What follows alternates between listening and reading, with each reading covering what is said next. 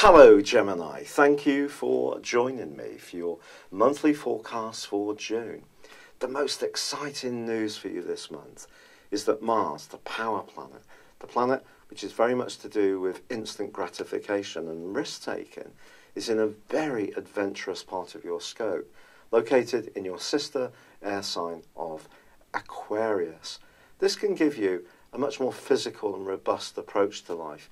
You may want to break out of any straitjackets you feel and explore the more independent side of your nature could come out, or the more spontaneous side. But on the other side of the heavens, in May 2017, the North Node, the point of destiny, reversed into the sign of Leo. Now, because this does invert, so it moves backwards the opposite direction to the rest of the Zodiac, by the end of this year, this is going to move into the sign of Cancer. So it's actually going to be confronting Mars right throughout this month. So the North Node is opposite Mars. So if you are thinking about new ideas, and I think it's very likely you will be, or travel, or you're feeling that you want to be more of a free spirit, then it's how you explain it to others is going to be really important, and getting the right balance. So you're coming across as being super enthusiastic, not browbeating people to agree to what you want to do. However, as this month begins, the Sun is in your sign, along with your ruling planet Mercury. And that's a glorious combination ordinarily, because Mercury in your sign really gets your mental juices working and flexing in a very switched on and quick-witted way. The Sun can do the same. It's giving you a lot of energy to re-energize the strands that are important to you, or perhaps begin new ones. Your physical vitality would ordinarily be lifted by this particular aspect. But from the 4th to the 10th, the Sun is going to be affected by the rather nebulous energies of Neptune, which is in your sector of worldly interaction. So when it comes to anything to do with career or your personal ambitions, you could find yourself going into not a tailspin as such, but just a degree of uncertainty across those days. Perhaps you're going to be picking up energies from other people. Your sensitivity has definitely been enhanced since 2012, as Neptune's been moving through this part of your horoscope. And that's been a real asset to you if you work in a caring or healing profession, or you're very perceptive naturally. But this right angle with the Sun, Neptune erodes. It's also about the past, whereas the Sun, the first house, is very much about the present. So it's possible that past issues could come in to have an impact on what you want to do now. Perhaps there's legacies, perhaps you need to look after people who are older than you or younger. So your leadership position may in some ways deflect your main mission, but it's going to be your energy that could just trim down a little bit. So just be aware of that, and if need be, take some rest. However, concurrent to this particular aspect, you have Venus in a glorious location through to the middle of this month when it comes to your resources. Now, she'll be replaced then by Mercury, and on the 21st, the Sun will move into this location too. And this gives you an opportunity to really try to sweat your assets in a very effective way. But it's going to be important to understand that from the 3rd through to the 8th, Venus is in an opposition with Pluto. Pluto is a fascinating planet. Sometimes it makes a change come about when we're not ready for it. And when we look back on a particularly hot period of alterations, often we can see actually they were pretty good for us. Pluto has this uncanny ability to get to the bottom of what we don't even know consciously that we want, but sometimes that means we lose what we think we want in the short term. Then again, if you're very attuned to your psychological health and your personal development, you may be very much aware of what's going on in terms of the changes and transformations deep within your psyche. If that's the case, this opposition between Venus and Pluto could bring someone into your orbit who has a very charismatic but intense aura. If you are single, this could be exciting, and you could find yourself wanting to get up close and personal. And if you're agreeable between you about what the terms of reference would be, you both, in other words, want the same things, then a very passionate fling may ensue. Then again, if you're looking for something that's much more long-lasting and sincere, you're being cautioned here not to be too compulsive around sexual situations, but also around money and loot. Because equally, someone could come along and be very mesmeric in their way of persuading you about the potential to improve your lot. So the, archetypical get-rich-quick scheme. And if that happens, again, just be a little cautious if you don't have resources to waste and you're not quite sure about this person. Because with that swirling mist that is Neptune, it won't necessarily be all clear to you, even though another part of you may feel very compelled to do something almost instantly when it comes to improving your financial lot or getting up close and personal. If you're in a more settled relationship, I think Venus's opposition with Pluto can actually just lead to a very hot 4 or 5 days between you, and you could enjoy every single moment of it. Now on the 13th, there is a new moon in your zodiac sign. This is a chance to refresh, to reboot, to refocus the strands that are important to you. Some Geminis may even decide to give themselves a complete makeover, a new way of looking and being, which can be exciting. But this particular new moon is going to be angling up to Pluto, which we've just been talking about. And remember, Pluto's in your 8th house, which is what we share with other people, but it's also what we can be about to lose or gain. So in your 1st house, which is very much about who you are in the here and now, it's the present, and it's your physical body, just be aware that you're not into some kind of new initiative, giving away your energy, your power to a situation or a person which is not very good for you, and that could play out over the following month. But on the same day, Mercury does give you some help moving into Cancer. And of course, Cancer is influenced by the moon, but it is a cardinal planet. It's angular, so therefore it's very, very important. And it's asking you to, here in this location, to grapple with finance, but be open to the more emotional dimension, but not get swept away by it. So it can reduce a little bit the logic that you would normally bring to situations. But Venus then moves on the 14th into Leo, connecting immediately, almost immediately, with the North Node. And by the 18th, that's going to happen, so 4 days later. And then through to the 28th, Venus is in opposition alongside the North Node with Mars. Now, if you are looking to travel, or you're attracted to someone who's got a sharp mind and loves exploring concepts, open to philosophy or history, or interested in divination or esoteric subjects, these kind of things, well, you could really find yourself having an amazing connection, a real spark, and that can be very exciting. But when Venus and Mars are in opposition, you can see people at opposite ends of the settee, quite frankly, because Venus is about the more feminine side of our natures and relating, and Mars is about the more instant side, the masculine side. It's not so much to do with control and planning things and being more strategic. It's about wanting it now.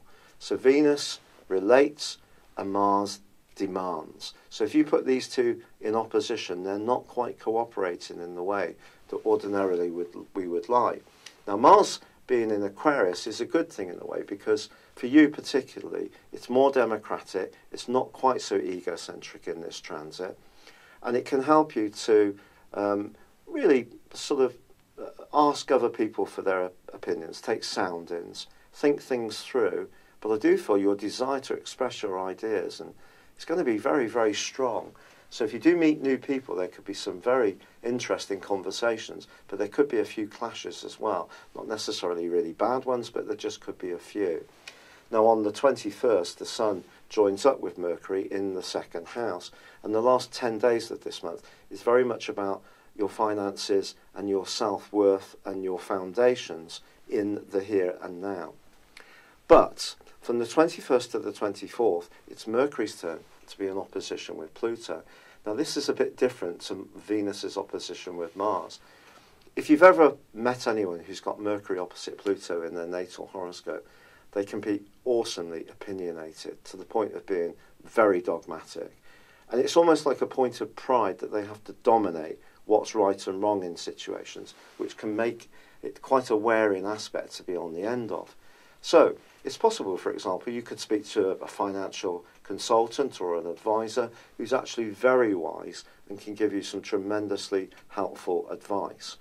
On the other hand, you could find yourself having a passionate debate about something you didn't even know was very important to you, because the 8th house energy of Pluto can stir up something deep within you that perhaps you weren't even so conscious of. So just be aware that there could be some kind of tussle across those 3 or 4 days. However, then Mars goes into a retrograde on the 26th. But I want to tell you something about Mars. It's going through the most extraordinarily extended transit through the sign of Aquarius, which broadly is very, very good for you. And that's going to continue right through to the middle of November. This is a much extended transit. It's not the usual 60 days and or 6 weeks. So what we have here is a 2-week period where it does actually rotate or invert back into Capricorn within the retrograde. But this retrograde begins, so if you are thinking of travelling anywhere, you have any kind of overseas connections, you're thinking of expanding, perhaps getting a new vehicle, with Mars in retrograde, just stay conscious that that can create some limitations, but it also can slow you down a little bit, which might not be such a bad thing if it can tune you back into your natural way of weighing things up, thinking about all the different angles, and just being very alive to all the different possibilities. But on the 28th, I have to be utterly truthful about it. There is quite an important full moon. Of course, every full moon is important, but this one occurs in Capricorn, again, the same location as Pluto is, but it's going to be embracing Saturn. If there is any part of your long-term planning that isn't quite in place, for example, you don't have a will written, there's not necessarily, I'm sorry if this sounds a little bit serious, but if you're of my age, you will understand exactly where I'm coming from. But even if you're younger, do you have any insurance policies in place in terms of pensions, or perhaps provisions for other people if that untimely event ever occurred? These are the things that really need to be grappled with Saturn's transit through the sign of Capricorn over the next couple of years. Also, if you're an entrepreneurial Gemini, have you been giving away a little bit too much of yourself too generously in recent years with Neptune, the planet of sacrifice, in your 10th house of worldly interaction?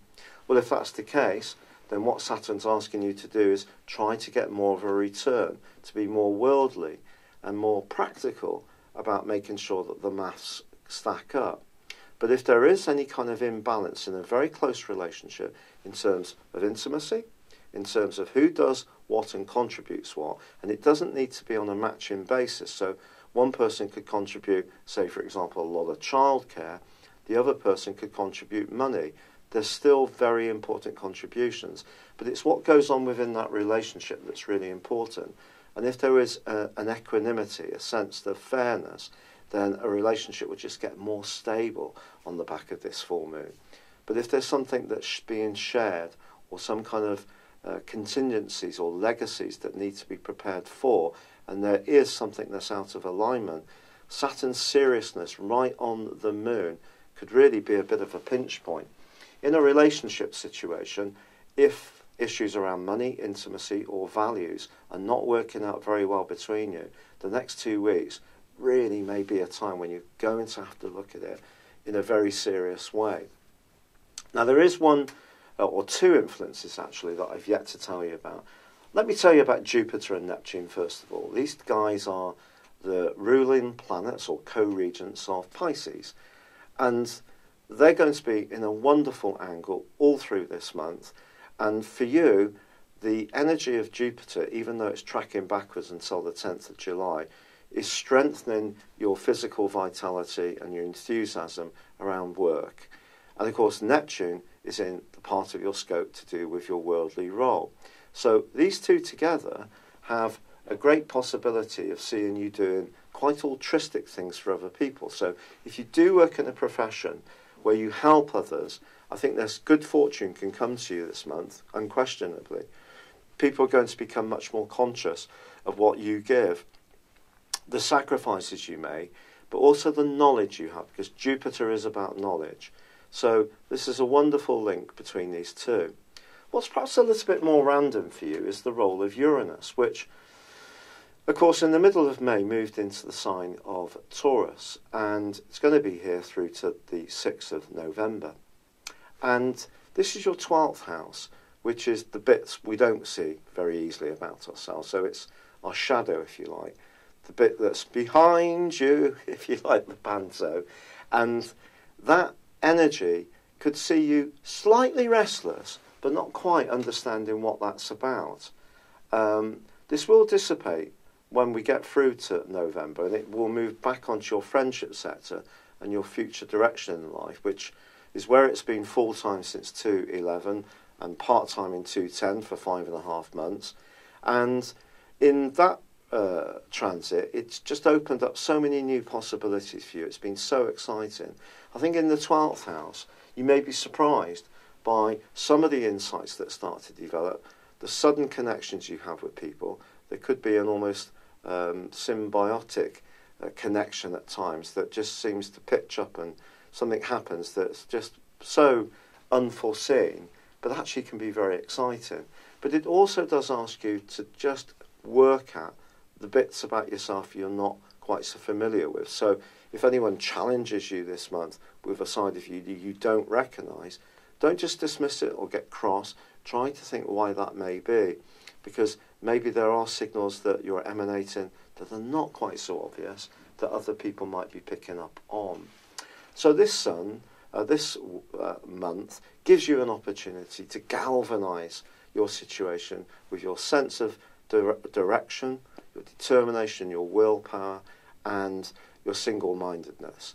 That will get challenged. You get challenged by the dreamy influence of Neptune, and your financial and romantic sectors need to be able to handle the clashes that go between the 2nd and the 8th house. But even so, by the end of the month, the sun's moved into this location to support you, and it's all about getting a firmer foundation in the last 10 days of this month. So if you have been very creative and getting new things working, now you're wanting to see a more tangible return upon them. But that full moon, I can't strip it down any other way. If you put Saturn on a full moon, you're talking about potential for obstacles, restriction, and limitation. So it's going to test the mettle of a business idea, a close relationship, how you manage your finances, and if money is a little bit tighter for you, it's going to push you to try and find more creative ways to just squeeze a little bit more out of the way you do things. But Saturn, of course, has a very dark reputation, but I always see it, perhaps because I've got Saturnian energy quite strong in my chart. It sits on my Mars. I also have Mercury, the planet of communication, in Capricorn. So maybe it's something that just I tend to sort of feel in a sensory way very close to Saturn. Saturn can be very punishing, but also it can teach us some very important lessons. And if we see it that way rather than seeing it as something scary, we see it as something to embrace. So read up about Saturn, find out more about what it's about for you in this 8th solar house.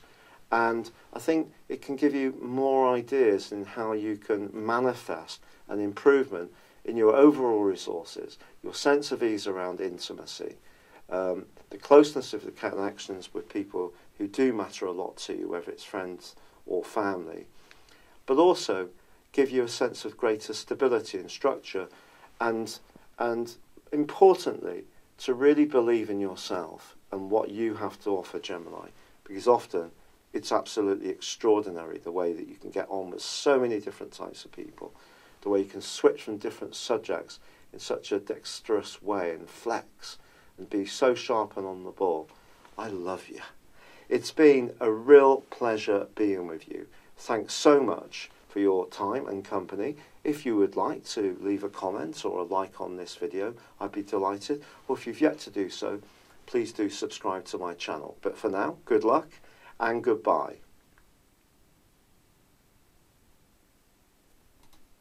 Hello, thank you so much for watching my video. I'd love you to join me at my Horoscope Ace app. You can find this at www.horoscope-ace.com. You can use it through Android, iOS, Apple or Facebook. Check out your ascendant or your moon sign or download your free birth chart. There's all your favourite videos, plus there are daily, weekly, monthly and yearly horoscopes for general, love, Chinese and Indian astrology.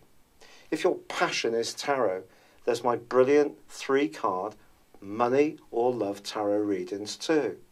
And it's all there at www.horoscope-ace.com. Thank you.